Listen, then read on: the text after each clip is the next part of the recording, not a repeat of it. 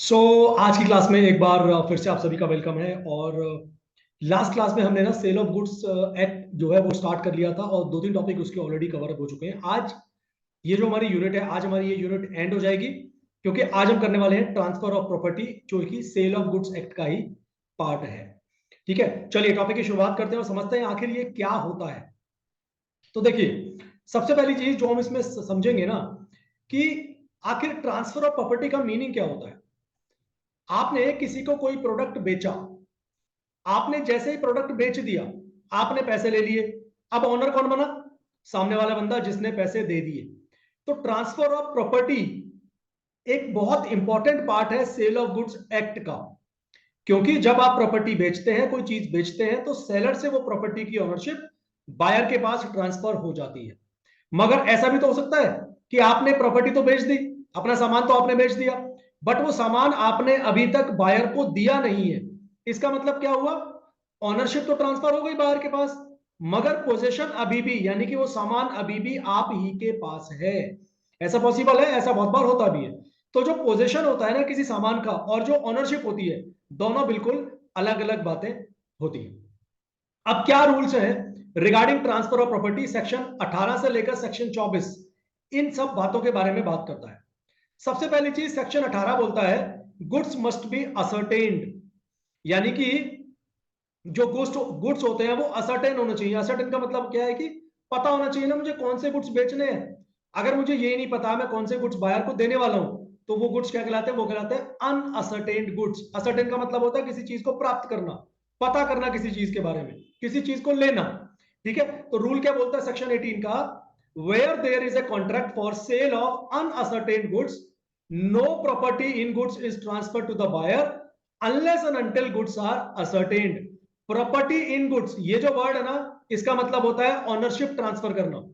तो जब तक सेक्शन 18 ने क्या बोला, जब तक आपको ये नहीं पता कौन से गुड्स हैं जिनकी डील होनी है, तो जब तक गुड्स असर्टेन्ड नहीं होंगे, तब तक प्रॉपर्टी इन गुड्स ट्रांसफर नहीं मानी जाएगी।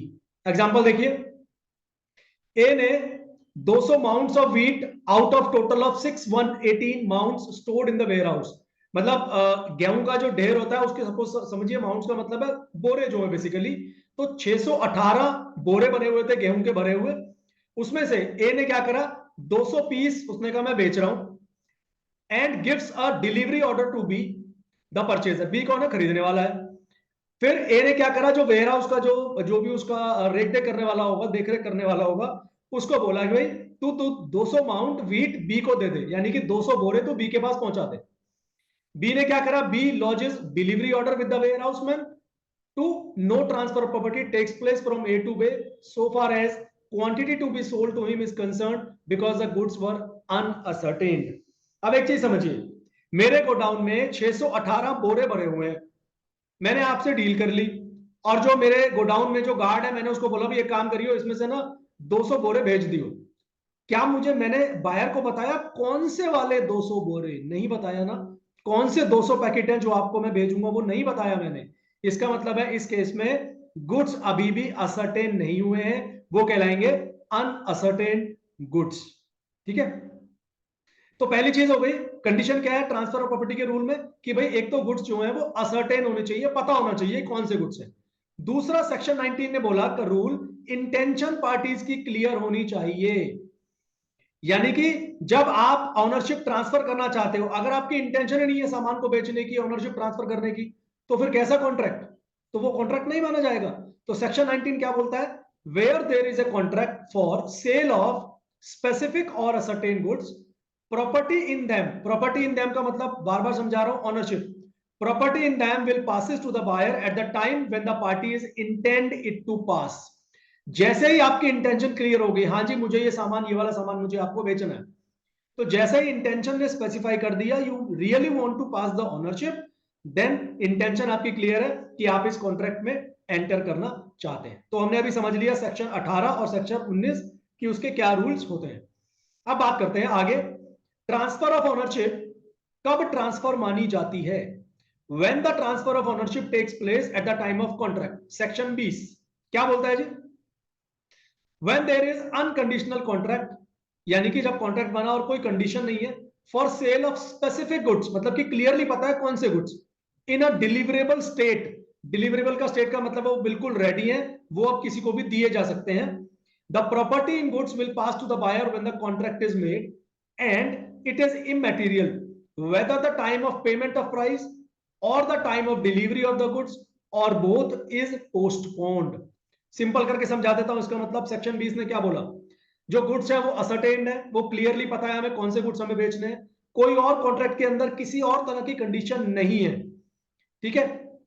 तो इस केस में चाहे पैसा मिला हो चाहे पैसा ना मिला हो, ठीक है, पैसा उसने बोला, बायर ने बोला जी मैं बाद में पैसे दूंगा, आपने बोला अच्छा ठीक है हम बाद में प्रोडक्ट की डिलीवरी कर देंगे, तब भी property in goods pass on हो गई। यानी कि जैसे ही कॉन्ट्रैक्ट कंप्लीट हुआ, मतलब उनके बीच में एग्रीमेंट हो गया फाइनल, तो जो ओनरशिप है वो बायर के पास ट्रांसफर हो गई, चाहे बायर ने अभी प्राइस नहीं दिया तब भी, चाहे अभी तक सेलर ने सामान डिलीवर नहीं किया तब भी, बशर्ते कंडीशन क्या बोलती है जी, स्पेसिफिक गुड्स होने चाहिए और वो डिलीवरेबल स्टेट में, मतलब कि ऐसी कंडीशन में हो जाने चाहिए कि उनको अब डिलीवर किया जा सकता है, ठीक है। देखो एग्जांपल, अमर ने अपनी पुरानी कार विश्वजीत को बेची और उसने एग्री किया कि वो अपनी कार को पेंट कराने के बाद उसको डिलीवर कर देगा।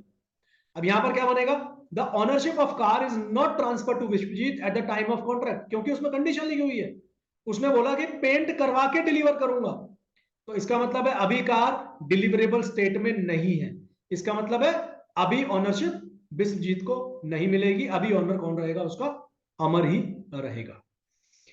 सेकंड बोलता है जी अगर गुड्स डिलीवरेबल स्टेट में नहीं है, ठीक है, इसका मतलब है, हमने हालांकि पीछे वाला एग्जांपल में देख लिया, बट सेक्शन 21 ने इसके बारे में अलग से बात की है। अगर गुड्स अभी डिलीवरेबल स्टेट में नहीं है, तो जब तक वो डिलीवरेबल स्टेट में नहीं आएंगे तब तक ओनरशिप सेलर के पास ही रहेगी, बायर को वो ट्रांसफर नहीं होगी, ठीक है। अब सेक्शन 22 क्या बोलता है, सेक्शन 22 ने बोला गुड्स टू बी वेट और measured for ascertainment of their price. आपने कॉन्ट्रैक्ट ऑफ सेल कर लिया, किसके लिए करा भाई, आपने कुछ स्पेसिफिक गुड्स है उनके लिए कर लिया और वो डिलीवरेबल स्टेट में भी है, मगर भेजने से पहले अभी सेलर को पता क्या करना है, सेलर को उनका वेट करना है, उनका मेजरमेंट करना है, कुछ उनके ऊपर टेस्ट करना बाकी है, या कुछ और काम ऐसा करना बाकी है जिससे वो प्राइस डिसाइड कर पाएगा, तो तब तक ओनरशिप सेलर के पास ही रहेगी जब तक वो ये वाले काम नहीं कर लेगा। बायर को अभी इन प्रोडक्ट्स का ओनर नहीं माना जाएगा। ये किसने बोला, सेक्शन 22 ने। देखिए सेक्शन याद अगर कर सकते हो बढ़िया, नहीं कर सकते तो सिर्फ हेडिंग्स लिख के भी आओगे तो काम चलेगा, बट गलत सेक्शन कभी भी मत लिखिएगा। अगला आता है transfer of ownership in sale of unascertained और फ्यूचर गुड्स। ये हम पहले भी डिस्कस कर चुके हैं। सेक्शन 18 ने क्या बोला था, अगर गुड्स अनअसर्टेन्ड है तो क्या होगा भाई, property in goods will not be transfer to the buyer unless and until goods are ascertained. तो सिंपल सा फंडा समझिए, गुड्स अगर असर्टेन्ड है, स्पेसिफिक है, डिलीवरेबल स्टेट में है, तो फिर ओनरशिप ट्रांसफर हो जाएगी बायर के पास, अदरवाइज ओनरशिप सेलर के पास ही रहेगी, ठीक है।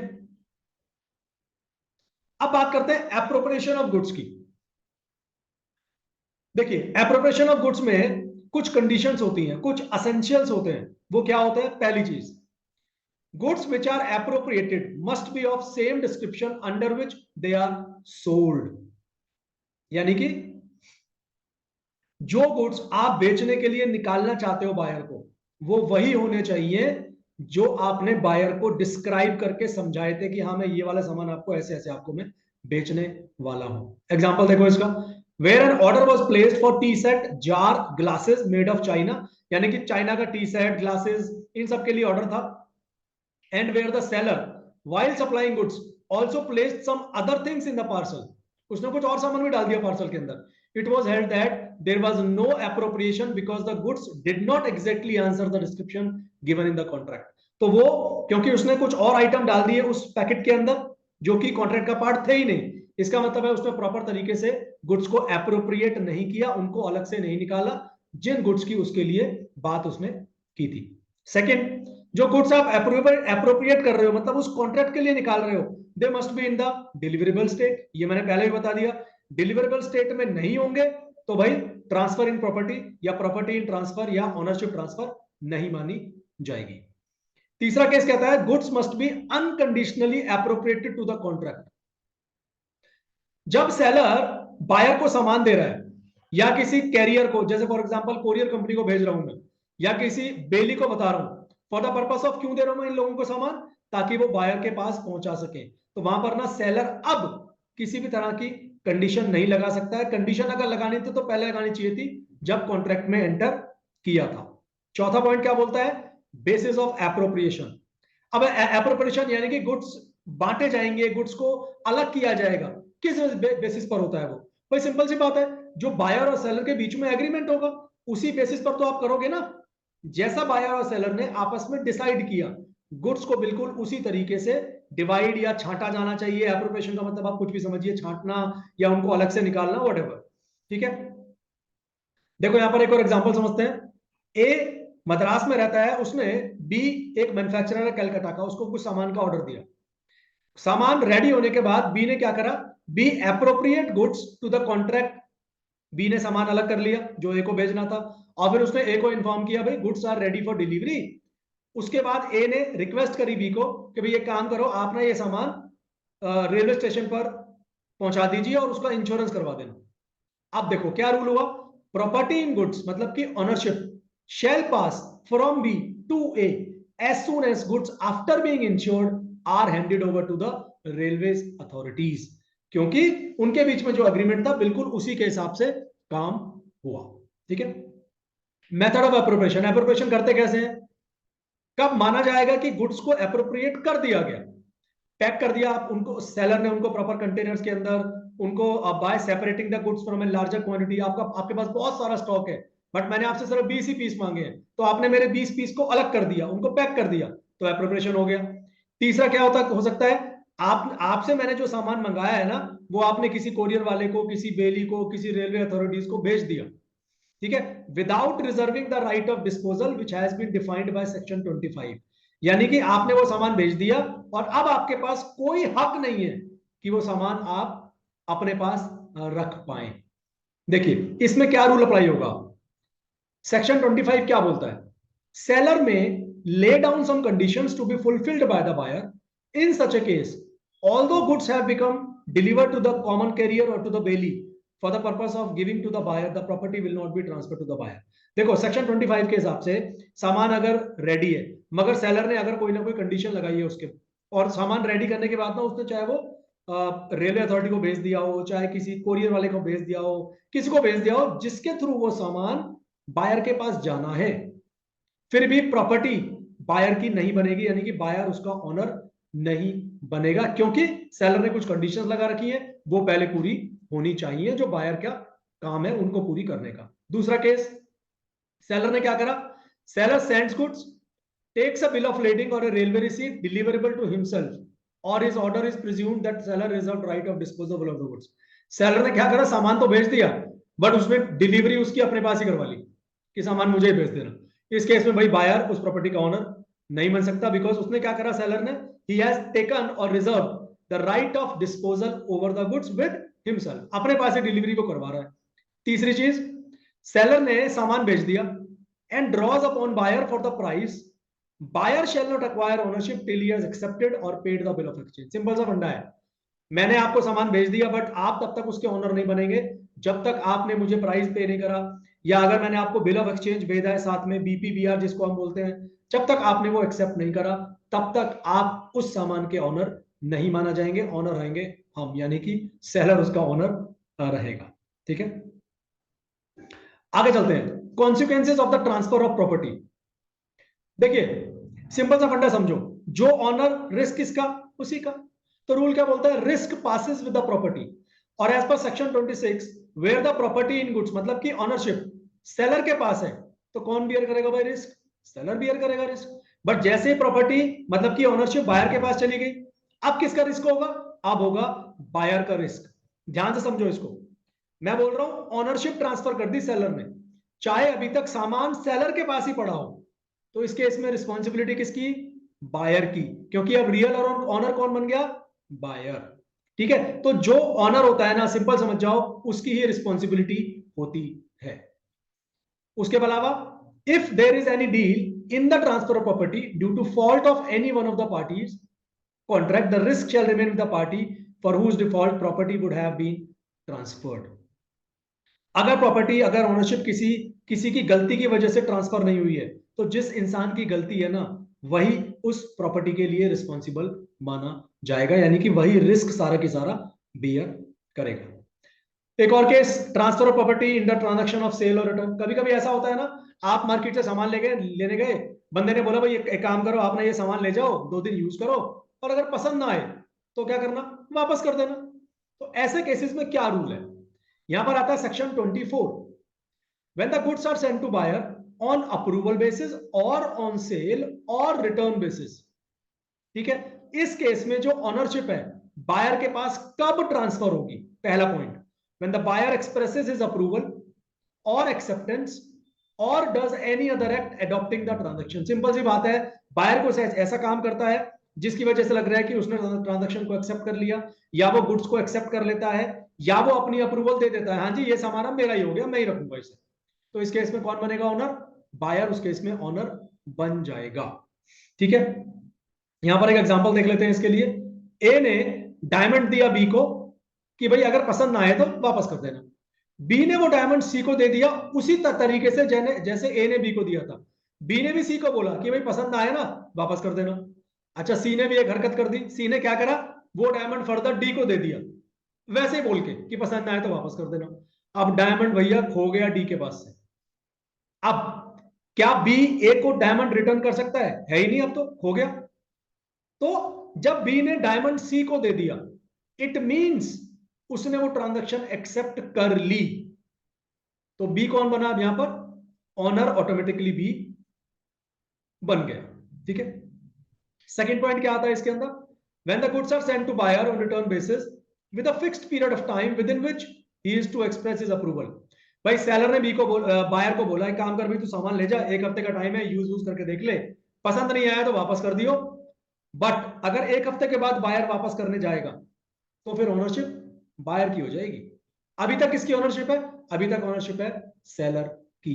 और अगर कोई टाइम फिक्स नहीं किया तो कानून बोलता है, एक्ट बोलता है भाई एक रीजनेबल टाइम फ्रेम के अंदर ना बायर को अपना जवाब या अपनी अप्रूवल दे देनी चाहिए, अदरवाइज वो ऑटोमेटिकली उस प्रोडक्ट का ऑनर बन जाएगा। ठीक है, अब बात करते हैं what is transfer of title. देखो, आप खुद सोच के देखिए, हम जो सेल में एंट्री करते हैं, मतलब कि जब आप किसी के साथ कोई कॉन्ट्रैक्ट करते हो किसी चीज को खरीदने का बेचने का, तो पर्पस क्या होता है, पर्पस होता है भैया मेरे आज मेरा सामान है, कल वो आपका हो जाए, क्योंकि मैं वो सामान बेच रहा हूं, यानी कि आज मैं ऑनर हूं, कल आप ऑनर बन जाए। तो प्रॉपर्टी इन गुड्स का मतलब होता है ownership of the goods, whereas possession का मतलब होता है कस्टडी ऑफ द गुड्स। ऐसा तो पॉसिबल है ना, मैं स्टार्टिंग में बताया कि मैंने आपको सामान बेच दिया, आपने पैसे दे दिए, मालिक बन गए आप, बट अभी तक मैंने वो प्रॉपर्टी आपके पास भिजवाई नहीं है, यानी कि उसका पोजेशन अभी मेरे पास है बट ऑनरशिप आपके पास है। अब देखिए, एक रूल आता है यहां पर, बोलता है जी no one can transfer better title than he himself possesses. इसका मतलब क्या हुआ, आपके पास एक एसी है मगर आप उसके मालिक नहीं है, क्या वो एसी की ओनरशिप आप मुझे ट्रांसफर कर सकते हैं, नहीं कर सकते। अरे जब आप ही मालिक नहीं है तो आप उसका मालिकाना हक यानी कि उसकी ओनरशिप आप मुझे कैसे ट्रांसफर कर सकते हैं, नहीं कर सकते ना। यही रूल बोल रहा है, वो क्या कहता है, no one can transfer better title than he himself possesses. As a general rule, no man can sell the goods and give a good title to them unless he is the owner or someone having the authority or the consent of the owner. अब आपके पास ownership नहीं है but फिर भी आपने ना सामान किसी को बेच दिया। अब रूल क्या बोलता है, कहता है person however innocent who buys goods from one who is not the owner obtains no property in them whatever. सामान मेरा है, आपके पास है, मालिक मैं हूं, बट आपने वो सामान अपने किसी दोस्त को बेच दिया जबकि आप उसके ऑनर नहीं है, तो जो दोस्त है ना भाई वो उसका ऑनर नहीं माना जाएगा, चाहे उसको ये बात बताती चाहे उसको नहीं ये बात नहीं बताती, इससे मतलब नहीं है। देखिए, अमर को एक रिंग मिली जो किसी और की है, उसने क्या करा, अमर ने वो रिंग केशव को बेच दी, उसने वो खरीद ली, और उसको ये पता नहीं था केशव को कि अमर उसका एक्चुअल मालिक नहीं है। अब जो एक्चुअल मालिक है ना, वो केशव से वो रिंग ले सकता है, क्योंकि अमर के पास तो उसका टाइटल ऑफ ओनरशिप था ही नहीं ना। तो जो चीज मेरे पास है नहीं, क्या मैं आपको वो दे सकता हूं। तो इस केस में ऑनर जो एक्चुअल ऑनर है वो रिंग को रिकवर कर सकता है। ठीक है, देखिए यहां पर क्या हुआ, जो प्रॉपर्टी का ऑनर है वो एक्ट ने सेव कर लिया कि सिर्फ owner can alone pass the title, but section 27 से लेकर सेक्शन 30 के बीच कुछ एक्सेप्शंस हैं जहां पर ये रूल अप्लाई नहीं होगा, वो अभी हम समझेंगे। एक्सेप्शंस, क्या क्या एक्सेप्शंस हैं जी? इसका मतलब क्या हुआ, हमने अभी क्या सीखा कि जो ऑनर है ना सिर्फ वही ऑनरशिप ट्रांसफर कर सकता है, बट ये एक्सेप्शंस क्या बोलती हैं, ऑनर के अलावा कुछ और लोग भी हैं जो ओनरशिप को ट्रांसफर कर सकते हैं। पहला आता है सेक्शन 27, मर्केंटाइल एजेंट, मतलब कि कोई एजेंट है जो आपके लिए काम करता है, वो भी ऑनरशिप ट्रांसफर कर सकता है सामान की, प्रोवाइडेड उसके पास वो सामान होना चाहिए, उसके पास उस प्रिंसिपल की कंसेंट होनी चाहिए कि हाँ तुम मेरे ब्याह पे सामान बेच ले। ठीक है, जो उसने सेल करी वो उसकी अपनी जो एजेंसी की लिमिट है, उसका जो मतलब जो भी उसके लिमिटेशंस हैं उनके अंदर अंदर उसने काम किया हो। ठीक है, और बायर ने गुड फेथ में खरीदा हो, ये मानकर कि एजेंट के पास अथॉरिटी थी उस सामान को बेचने की, तो इस केस में जिसने खरीदा वो उसका एक्चुअल ओनर माना जाएगा। Transfer of title by estoppel, ठीक है, देखिए सपोज मैं एक प्रॉपर्टी का ओनर हूं और आप मेरे दोस्त हैं, आप मेरी किसी चीज का सौदा कर रहे हैं, मतलब डील कर रहे हैं किसी के साथ, और मैं कुछ नहीं बोल रहा, और मैं अपने बिहेवियर से ये दिखा रहा हूं हाँ ठीक है यार ये बंदा बेच रहा है ना, कोई बात नहीं, मैंने इसको बोला है, इसके पास मेरी तरफ से अथॉरिटी है, तो अब बायर की कुछ गलती है इसमें? नहीं है ना, यानी कि बायर को इस टाइम पर ओनरशिप मिल जाएगी, he would get a better title that is better than that of the seller, क्योंकि जो एक्चुअल ओनर है वो अपने बिहेवियर से, अपने कंडक्ट से, उस सर्कमस्टेंसेस ऑफ केस से ये दिखा रहा है, बायर को बिलीव करवा रहा है कि जो बंदा बेच रहा है ना वो मेरे कहने पे बेच रहा है, भाई तू ले ले कोई टेंशन नहीं है। इसको बोलते हैं transfer of title by estoppel, section 27। Section 28, sale by joint owner, एक ही प्रॉपर्टी के दो तीन जॉइंट ओनर हो सकते हैं। ठीक है, यहां पर अगर कोई एक बंदा उन जॉइंट ओनर में से प्रॉपर्टी को बेचता है तो joint owner can pass a good title to the buyer if, condition क्या है जी, co-owner is in the sole position of the goods by the permission of his co-owner. दो तीन ऑनर है एक ही प्रॉपर्टी के, एक ही चीज के, तो अगर वो प्रॉपर्टी किसी एक बंदे के पास है, वो सामान किसी एक बंदे के पास है और उसकी परमिशन बाकी सब लोगों ने दे रखी है, तो वो भाई टाइटल ट्रांसफर कर सकता है इजीली। जो सामने वाला खरीदने वाला है उसने गुड फेथ में वो डील करी है, और परचेजर को ये नहीं पता था कि जो बायर है, जो सॉरी जो परचेजर है उसको ये नहीं पता था कि जो सेल करने वाला बंदा है उसके पास कोई अथॉरिटी नहीं थी। ठीक है, sale by person in position under a voidable contract, voidable contract क्या होता है भाई, जब तुम्हें पता लग गया ना कॉन्ट्रैक्ट में कुछ गड़बड़ी है तो तुम उस कॉन्ट्रैक्ट को तोड़ सकते हो, उसको बोलते हैं वॉइडेबल कॉन्ट्रैक्ट। तो अगर किसी इंसान के पास गुड्स हैं but they are under a voidable contract, he can transfer a valid title if these conditions are satisfied। पहला क्या है जी, जो आपके पास सामान है वो वॉइडेबल कॉन्ट्रैक्ट के अंदर होना चाहिए। दूसरा, वॉइडेबल कॉन्ट्रैक्ट अभी तक ब्रेक ना हुआ हो, मतलब अभी तक ब्रीच ना हुआ हो, मतलब अभी तक एंड ना हुआ हो। तीसरा, buyer acted in good faith. इन तीनों कंडीशंस में sale would be treated as a valid sale. Sale by seller in the position of goods after sale, ऐसा हो सकता है ना, मैंने सामान बेच दिया, आपके पास ओनरशिप चली गई, बट सामान मेरे पास ही पड़ा हुआ है, तो at times it is possible seller continues to be in the position of goods even after sale. In such a case, अगर सेलर ने सामान बेच दिया तो भाई जो खरीदने वाला है ना उसको बोलेंगे he is getting real ownership और he gets a good title, मतलब कि वो रियल ऑनर माना जा सकता है। आखिरी केस क्या बोलता है सेक्शन 30 के अंदर, sale by buyer in position. अब यहां पर क्या था सेक्शन 30 सब सेक्शन 1 में, कि अगर सामान बेचने के बाद सेलर के पास ही है तो सेलर बेच सकता है और खरीदने वाला एक्चुअल ओनर माना जाएगा। सिमिलरली ये क्या बोलता है जी, sale by buyer in the position of goods before cell.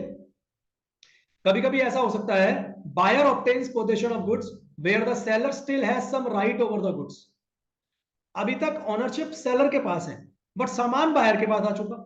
अब इस केस में अगर बायर वो सामान बेच देता है किसी थर्ड पार्टी को, तो he would pass a good title to the goods if he acts in good faith and without knowledge of the defect in the title of the seller। तो जो खरीदने वाला बंदा है उसने गुड फेथ में एक्ट किया और उसने बिलीव किया कि भैया जो बेचने वाला बंदा है ना वो ही उसका एक्चुअल ओनर है, तो इस केस में वो रियल ओनर कंसीडर करा जाएगा एज पर सेक्शन 30 सबसेक्शन 2। अब बात करते हैं rights of unpaid seller. Unpaid seller क्या हुआ भाई, मैंने सामान बेच दिया आपको, बट आपने मेरी पेमेंट नहीं करी, या आपने अभी मेरे को ना कुछ पैसे दिए हैं, कुछ पैसे अभी भी पेंडिंग है, तो I would be termed as unpaid seller. Seller who has received only a part of the payment is an unpaid seller. Seller is not an unpaid seller if buyer offered to pay the price and the seller refused to accept. मैं तो बोल रहा हूँ पैसा ले लो, आप करो नहीं नहीं नहीं दे दो, बाद में दे दो, कोई बात नहीं, अभी जरूरत नहीं, अभी जरूरत नहीं. तो भाई तुम्हारी गलती है, तुम पैसे के लिए मना कर रहे हो, तो तुम अनपेड सेलर नहीं कहलाओगे. अब अनपेड सेलर हो अगर आप, यानी कि आपको पैसे नहीं मिले अगर सामान के, तो आपके क्या राइट्स हैं. पहले पढ़ेंगे rights of unpaid seller against goods, उसके बाद हम करेंगे right of unpaid seller against buyer personally. तो पहले समझते हैं what are the rights of unpaid seller against goods. पहला है राइट ऑफ लियन. भाई मैंने आपको सामान बेच दिया, बट सामान अभी मेरे पास है, मैंने आपको दिया नहीं है, चाहे आपके पास ओनरशिप मैंने ट्रांसफर कर दी, तो भाई जब तक आप मुझे पैसे नहीं दोगे ना, तब तक मैं वो सामान अपने पास रख सकता हूं. ठीक है. बट अनपेड सेलर का राइट खत्म हो जाएगा, यानी कि अनपेड सेलर का लियन, लियन का मतलब होता है सामान अपने पास रख लेना जब तक पेमेंट ना मिले. बट ये 3 सिचुएशन ऐसी हैं जहां पर अनपेड सेलर इस राइट को, इस हक को खो देगा. पहला, जब उसने सामान कोरियर वोरियर वाले को भेज दिया and it did not keep right of disposal of goods for himself. ये मैंने पीछे भी समझाया था अभी आपको. ठीक है, उसने कोरियर वाले को भेज दिया, बट अब तीर कमान से निकल गया, अब उसके पास कोई हक नहीं है कि वो सामान अपने पास रखवा सके कैसे भी करके. दूसरा, बायर और his representative lawfully takes the position. भैया सामान चला गया बायर के पास, खत्म. लॉफुली बायर ने ले लिया या बायर के किसी रिप्रेजेंटेटिव ने ले लिया, तो सेलर का राइट अब खत्म हो गया. By way of waiver, seller ने बोल दिया चलो ठीक है यार, अब पैसे वैसे देने की जरूरत नहीं, कोई बात नहीं, तो अब सेलर को हक नहीं बनता कि वो सामान अपने पास रखे अगर आपने पेमेंट नहीं दी हो तब भी. Right of stoppage in transfer transit, sorry. मैंने कोरियर में सामान डाल दिया आपको देने के लिए, मैंने कोरियर वाले को बाद में फोन करा, भाई सामान रोक दो, बाहर को ना डिलीवरी मत देना. इसको बोलते हैं right of stoppage in transit. तो अब तक मैं सामान रोकूंगा जब तक आप पैसे नहीं दोगे. मैंने कोरियर वाले को बोल दिया भैया उसके घर पे ना सामान डिलीवर मत करना, क्योंकि उसने ना अभी तक पैसे नहीं दिए हैं. अब ड्यूरेशन क्या होती है ट्रांजिट की, सेक्शन 51 बताता है. From the moment seller gives the product to the courier or to the bailey for transmission to the buyer until the buyer or his representative accepts delivery of the term. मैंने सामान भेजा, आपके पास सामान भेजने से पहले तक मेरे पास हक बनता है कि मैं उसकी डिलीवरी को रोक सकूं. तो this is the duration. Duration क्या हुई, मेरे भेजने के बाद और आपके पास पहुंचने से पहले जो ये बीच का टाइम पीरियड है, इसको बोलेंगे ड्यूरेशन ऑफ ट्रांजिट. गुड्स इस दौरान माने जाएंगे कि वो रास्ते में, अभी वो ट्रांजिट में है. But transit is deemed to end, transit खत्म मान ली जाएगी.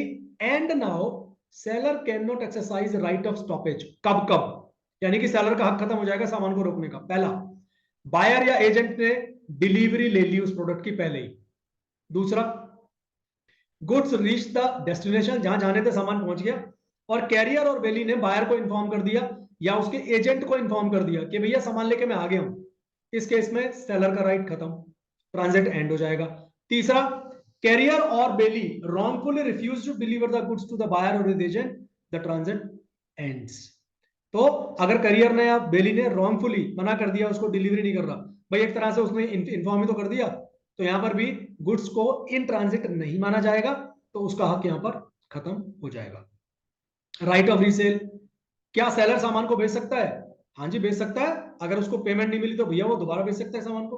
पहला, कब का बेच सकता है, जब गुड्स पेरिशेबल नेचर के, उसे पता भाई जल्दी खराब हो जाएंगे तो सामान, तो बेच देगा. दूसरा, सेलर ने ना बायर को नोटिस दे दिया कि भाई देख तू तो पैसे वैसे दे नहीं रहा, तो मैं ये सामान ना तेरा बेच दूंगा. तीसरा, अनपेड सेलर ने सामान बेच दिया, goods post exercising his right of लियन और stoppage. The subsequent buyer acquires a good title to the goods even if seller has not given notice of resale to the original buyer. यानी कि seller ने सामान को अपने पास रख लिया, उसने कहा नहीं दे रहा मैं बायर को जब तक वो पैसे नहीं देगा. तो अपना राइट ऑफ लियन जो उसका हक था उसको यूज करने के बाद, या जो स्टॉपेज वाला राइट था सेलर का उसको यूज करने के बाद, अगर सेलर ने सामान बेच दिया किसी और को, तो जो किसी और है ना, मतलब जो थर्ड पार्टी है जिसने सेलर से आप सामान खरीद लिया, वो उसका मालिक माना जाएगा, चाहे इस केस में सेलर ने बायर को नोटिस ना भी दिया हो जो कि ओरिजिनल बायर था. चलेगा। ठीक है, चौथा पॉइंट क्या बोलता है, जब हमारे कॉन्ट्रैक्ट में ही रीसेल मेंशन है, यानी कि कॉन्ट्रैक्ट में मैंने ऐसा एक क्लॉज डलवा दिया, बायर ने बोला कि भाई अगर मैं पैसे ना दूं ना तो तू बेच दियो, कोई टेंशन नहीं है। ठीक है, तो ऐसे केसेस में सेलर के पास राइट ऑफ रीसेल आ जाता है। अब हम पढ़ेंगे right of unpaid seller against buyer personally, यानी कि जो बंदा डिफॉल्ट कर रहा है, जो मुझे पैसे नहीं दे रहा, उसके अगेंस्ट एक अनपेड सेलर के पास क्या राइट्स हैं। ठीक है, if the seller who has not been paid has given the buyer ownership of the goods, seller जिसको पैसे नहीं मिले बट वो बेचारा ना ऑनरशिप दे चुका बायर को, अब बायर हो जाता है bankrupt, seller may ask carrier to return the goods, तो वो सामान वापस मांग सकता है। और वो क्या कर सकता है, पहली चीज suit for the price, simple सी बात है, सेलर बायर के ऊपर केस फाइल कर देगा कि भैया तूने तो इलीगली मेरा पेमेंट नहीं दिया है, तेरे को मेरे को पैसे देने पड़ेंगे। दूसरा, he can file a suit for damages for non acceptance, क्योंकि